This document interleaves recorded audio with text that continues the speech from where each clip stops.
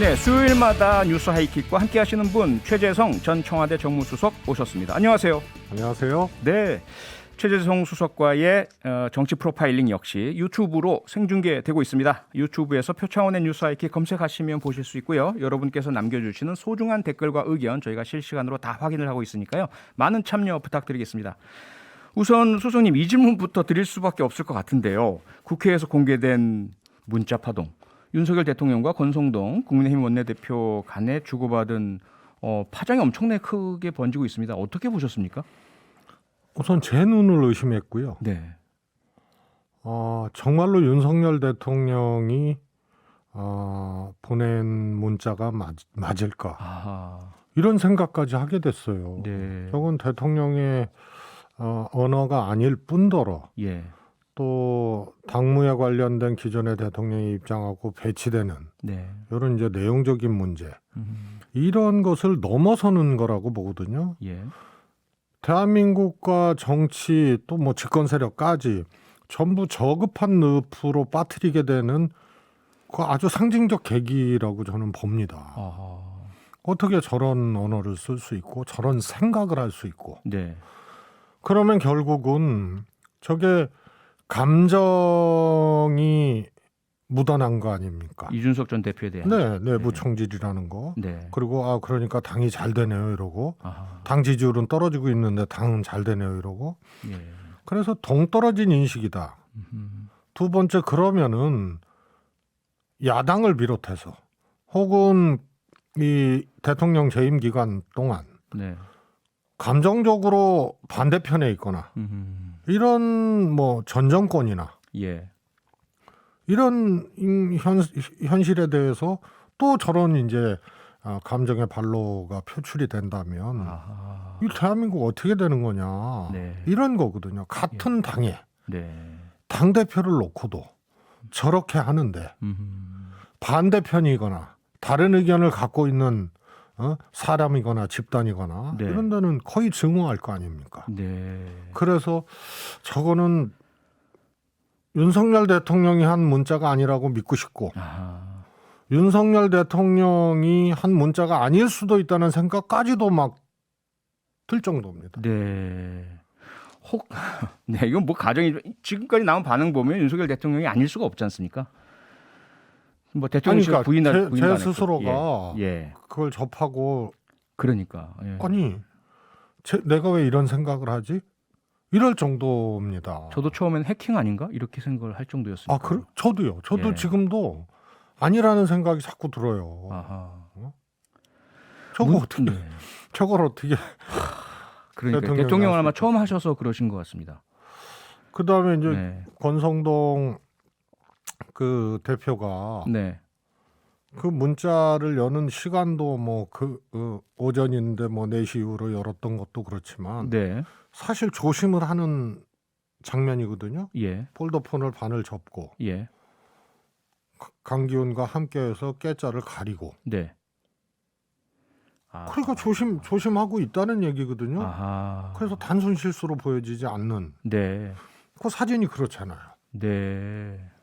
그래서 이게 도대체 무슨 도깨비 장난도 아니고 네. 뭐 다른 현실에서 제가 살고 있는 게 아닌가 이런 생각이 들고 그래서 윤 대통령이 진짜 한 거 맞아? 아하. 자꾸 이런 생각이 드는 거예요. 네. 만약에요. 그러니까 일부에서 그런 해석을 했고 하지만 설마 정말 고의적으로 그것을 유출했겠느냐 보여주었겠느냐라는 의견이 여전히 지배적이긴 한데요. 만약에 권성동 원내대표가 기자의 카메라가 있음을 인지하고 찍힐 것을 알면서도 노출시켰다면 그 의도는 무엇일까요? 만약에. 아니 뭐 그건 모르겠어요. 네. 모르겠는데 우선은 조심하고 있다는 것은 그 사진에서 나타나고요. 예. 그렇잖아요. 함께해서 깨자를 가리고 예. 그리고 폴더폰도 이렇게 접었단 말이에요. 네. 방어 심리거든요.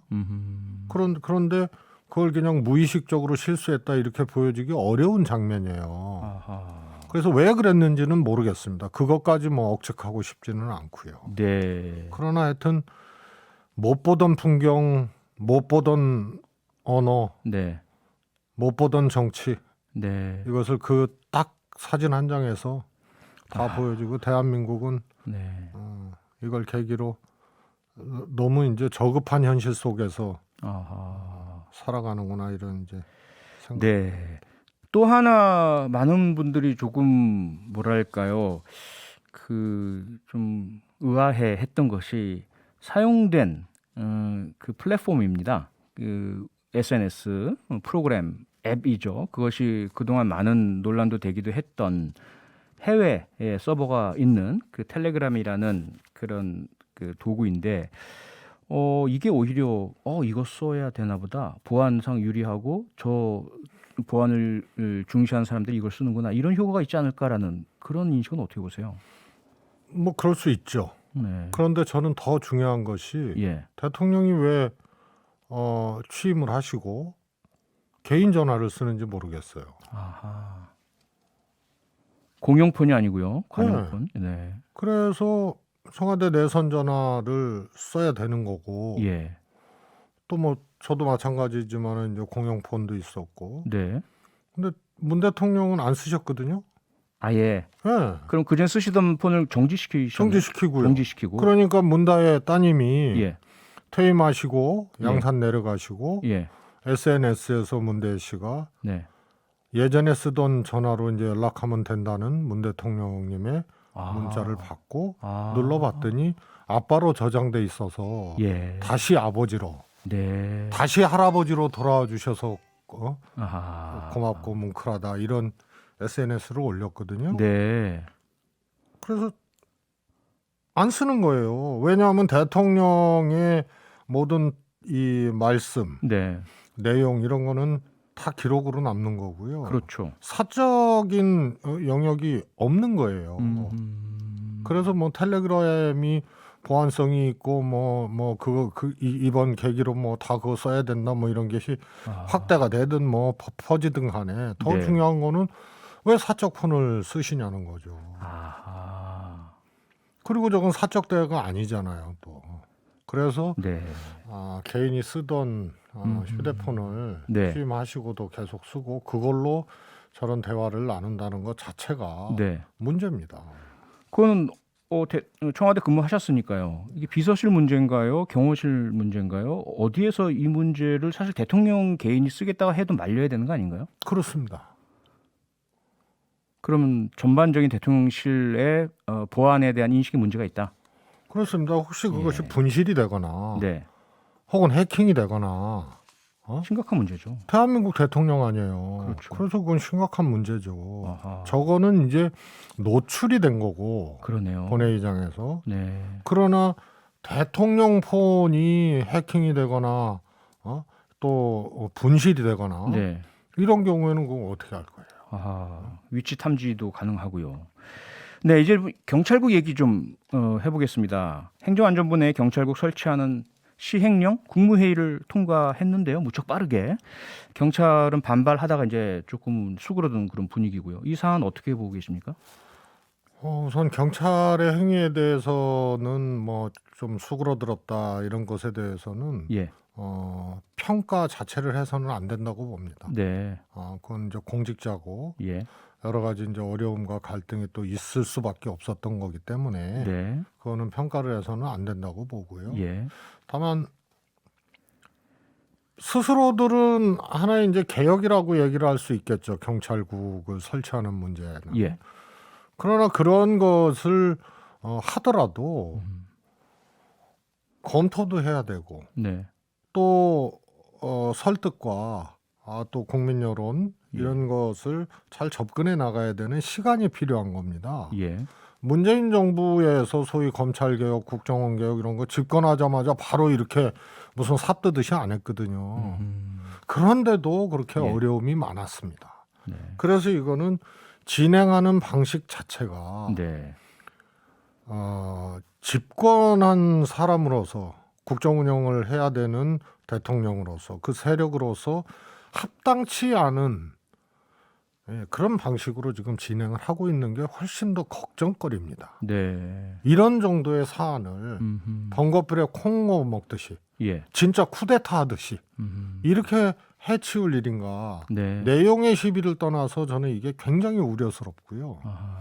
그러면은 이거 해야겠다 그러면 여론이고 과정이고 법이고 또 상대방이고 네. 이런 거 없이 그냥 급하게 그냥 막 밀어붙인다는 얘기인데요. 네. 여기서 파생되는 갈등, 후유증, 충돌 이거 어떻게 되는 겁니까? 그래서 지금 매사 이런 식으로 하거든요. 네. 북송 어민도요 검토도 안 하고 그 피격 공무원, 북송 어민 이런 것도 검토를 하고 보고서를 만들고 판단을 해야 되는 거 아니에요. 예. 그래서 이거는 오히려 이 과정 자체가 나중에 이건 조사 대상이에요. 아하. 그러니까 다 이런 식으로 어설프게 하고 급하게 하고 네. 밀어붙이듯이 하고 그러니까 이것은 정상적인 어떤 이 국정 운영으로 보기가 참 어려운 거고 걱정이 거기서 더 드는 거죠. 예.